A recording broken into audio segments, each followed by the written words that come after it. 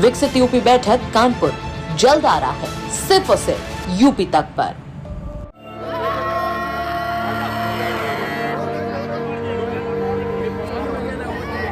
यदि प्रशासन हमारी मांग को पूरी नहीं करता है तो मैं मजबूरी में कानून को अपने हाथ में लूंगा और उन दहेज के हत्यारों को अपने हाथों से सजा दूंगा। और मैंने दान दहेज में अपनी हैसियत से भी कहीं अधिक पैसा उसको दिया था। सिर्फ 15 महीने पहले जिस बेटी की डोली बड़े अरमानों के साथ उठी थी, आज उसी बेटी का शव उसके मायके वालों के सामने पड़ा था। जिस घर में शादी के गीत गूंजे थे, वहां अब चीखें और सिसकियां सुनाई दे रही थीं। झांसी की 26 साल की प्रिया मिश्रा की मौत ने एक पूरे परिवार की दुनिया उजाड़ दी है। एक पिता जिसने अपनी बेटी को खुशियों के साथ विदा किया था, आज उसकी तस्वीर को सीने से लगाकर इंसाफ की गुहार लगा रहा है। झांसी की रहने वाली प्रिया मिश्रा की शादी 14 फरवरी 2025 यानी वैलेंटाइंस डे को बड़े धूमधाम और खुशी के माहौल में भरत व्यास के साथ हुई थी। भरत जाना माना चेहरा था। वो कांग्रेस छात्र संगठन का भी बताया जा रहा है। उसकी राहुल गांधी समेत अन्य कई बड़े नेताओं के साथ तस्वीरें भी हैं। परिवार का कहना है कि उन्होंने अपनी हैसियत से बढ़कर बेटी की शादी की थी और हर वो चीज दी थी जो एक पिता अपनी लाडली को देना चाहता है। लेकिन आरोप है कि शादी के कुछ समय बाद ही प्रिया की जिंदगी में खुशियों की जगह दर्द ने ले ली। मायके वालों का कहना है कि उसे लगातार और पैसों के लिए दबाव झेलना पड़ रहा था और इसी वजह से वो मानसिक रूप से परेशान रहने लगी। घर वालों के मुताबिक प्रिया कई बार अपने दर्द को छुपाती रही। वो अपने माँ बाप को सब कुछ बताकर उन्हें दुखी नहीं करना चाहती थी, लेकिन कभी कभी उसकी आवाज में छिपी पीड़ा बाहर आ जाती थी। वो बताती थी कि उसे अपमानित किया जाता है, ताने दिए जाते हैं और उसकी भावनाओं की कोई कदर नहीं की जाती। हर बार परिवार उसे समझाता, हिम्मत देता और उम्मीद करता कि समय के साथ सब कुछ ठीक हो जाएगा, लेकिन शायद प्रिया के दिल में जमा दर्द हर दिन और गहरा होता जा रहा था। सबसे दर्दनाक बात यह है कि मौत से ठीक पहले प्रिया ने अपने पिता को फोन किया था। रात का समय था, पिता सो रहे थे और वो कॉल नहीं उठा सके। उन्हें क्या पता था कि उनकी बेटी शायद आखिरी बार उनसे बात करना चाहती है। अगली सुबह जब उन्होंने बेटी से संपर्क करने की कोशिश की तो उन्हें जो खबर मिली उसने उनके पैरों तले जमीन खिसका दी। उनकी बेटी अब इस दुनिया में नहीं थी। सूचना मिलते ही परिवार बदहवास हालत में ससुराल पहुंचा। वहां का मंजर देखकर हर किसी का कलेजा कांप उठा। जिस बेटी को उन्होंने हंसते खेलते विदा किया था, आज वो हमेशा के लिए खामोश हो चुकी थी। माँ की आंखों में आंसू थमने का नाम नहीं ले रहे थे। पिता बार बार अपनी बेटी को याद करके रो पड़ते थे। परिवार का आरोप है कि उनकी बेटी की मौत सामान्य नहीं है और इस पूरे मामले की निष्पक्ष जांच होनी चाहिए। पिता विनोद मिश्रा का दर्द उनके शब्दों में साफ सुनाई देता है। वो कहते हैं कि उन्होंने अपनी बेटी की खुशियों के लिए कोई कमी नहीं छोड़ी थी। उन्होंने उसे पढ़ाया लिखाया, प्यार से पाला और फिर पूरे सम्मान के साथ विदा किया। लेकिन आज वही पिता अपनी बेटी को खो चुके हैं। उनकी आंखों में सिर्फ आंसू नहीं बल्कि इंसाफ की उम्मीद भी है। उनका कहना है कि दोषियों को किसी भी कीमत पर बख्शा नहीं जाना चाहिए। अपनी बेटी को खोने के दर्द में डूबे पिता ने साफ कह दिया कि अगर प्रशासन ने उनकी नहीं सुनी तो मजबूर होकर वो खुद उसे सजा देंगे। मेरी लड़की को मार दिया गया और मुझे सूचना तक नहीं दी गई। जब हमने बच्ची को फोन लगाया, फोन रिसीव नहीं हुआ, तब हमने लड़के को फोन लगाया। लड़के ने आधे घंटे बाद बताया कि लड़की शादी को कितना समय हो गया? शादी को अभी 15 महीने हुए हैं। 14 फरवरी 2025 को शादी हुई थी और मैंने दान दहेज में अपनी हैसियत से भी कहीं अधिक पैसा उसको दिया था।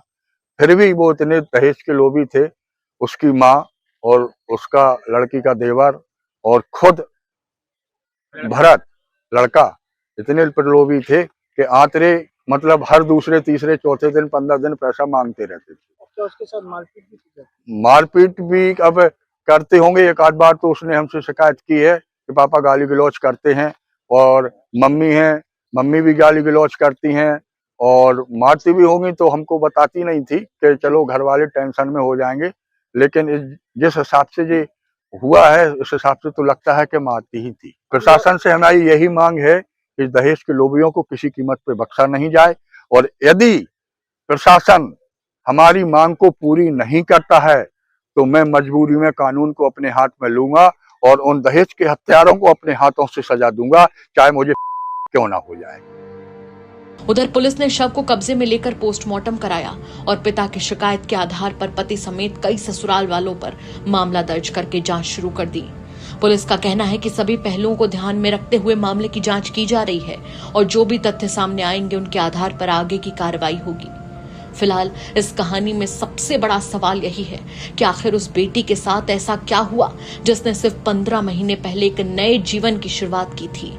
जिस लड़की ने सपनों से भरा संसार बसाने की उम्मीद की थी, वो आज अपने पीछे सिर्फ सवाल, आंसू और टूटे हुए दिल छोड़ गई है। एक पिता के मोबाइल पर आई वो मिस्ड कॉल अब शायद जिंदगी भर उन्हें बेचैन करती रहेगी।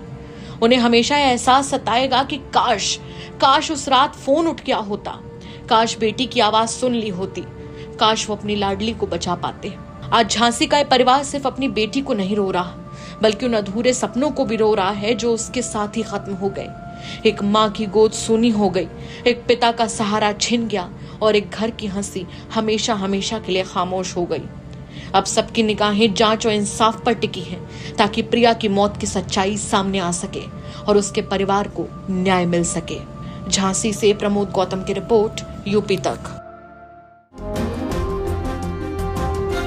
कांग्रेस के साथ आप कांग्रेस को किस तरीके से देख रहे हैं उत्तर प्रदेश में? क्योंकि अभी एक हफ्ते पहले कांग्रेस पार्टी के 2 नेता बहन जी के दरवाजे पर गए, उन्होंने दस्तक दे दी। कांग्रेस पार्टी ने उससे अपना पल्ला झाड़ लिया, लेकिन ये अब कहा जा रहा है कि कांग्रेस पार्टी एक चाहती है कि कोई ना कोई दलित पार्टी, दलित चेहरा खास करके बसपा के साथ जाए। आपको लगता है, क्योंकि आपके भी कांग्रेस से संबंध रहे? नहीं, मैं दलित पार्टी नहीं हूं, मैं दलित पार्टी नहीं हूं। बीएसपी के लिए आप ऐसा कहना चाहते तो उनके नेताओं के सामने कहना, शायद वो जवाब आपको दे सकें। उन्होंने तो अपने नारे बदल लिया, लेकिन आप उससे दलित पार्टी का टैग नहीं हटा पाए। ये बड़ा चिंताजनक है। बहुजन से उन्होंने सर्जन कर दिया, बहुजन समाज के लोगों में, उनकी भावनाओं में, मनोबल में गिरावट आ गई, लेकिन वो फिर भी मुझे तकलीफ के साथ कहना पड़ेगा कि वो दलित नेता ही आप लोग उनको मानते रहे। ये बड़ा चिंताजनक है। आप खुद को दलित नेता नहीं मानते? आप कभी मुख्यमंत्री को ठाकुर नेता कह सकते हैं क्या? हिम्मत जुटा कहिए, तब मैं फिर मानूं कि आप, या XYZ जितने नेता, जैसे आप ब्रजेश पाठक जी से मिलेंगे तो उनसे कहिए आप ब्राह्मण नेता हैं। हालांकि वो ब्राह्मण सम्मेलन में जाते हैं, मैं तो नहीं जाता दलित सम्मेलन में, मैं तो बहुजन समाज के सम्मेलन में जाता हूं, लेकिन आप नहीं पूछ सकते हैं। लेकिन जो बात आपने कही कि भाई कांग्रेस के लोग, देखिए बड़ी नेता है वो, और जितना प्रोटोकॉल, जिस तरह का प्रोसीजर मैं समझता हूँ, समय लेके जाना चाहिए। जब समय मिल जाए तभी जाना चाहिए। हालांकि जिनके मन में आस्था वो जा सकते हैं, लेकिन मैंने कई बार समय लेने का प्रयास किया था, तो फिर ये कहा गया कि भाई जैसे औरों से मिलने जा सकते हैं तो वहां क्यों नहीं जा सकते। सत्य यही कि समय लेना पड़ता है, और जब तक वो समय नहीं देंगे तो आप मिल नहीं सकते हैं। जैसे हमारी भी वार्ता हुई कि भाई आप किस दिन हम लोग बैठ के ब्रॉडकास्ट कर सकते हैं, तो सोचे कि अगर आप अचानक से आ जाओ और मैं बिजी हूँ या मैं कहीं यहाँ नहीं हूँ तो आपका भी समय खराब होगा, और एक मन में ये भी होगा कि यार मैं गया, मेरा पैसा समय खराब हो गया, मैं मिल भी नहीं पाया, तो जो भावना है उनका भी अपमान होगा। तो ऐसे में समय लेके जाना चाहिए। बड़ी नेता है वो, उनकी सुरक्षा और सब चीजें हैं।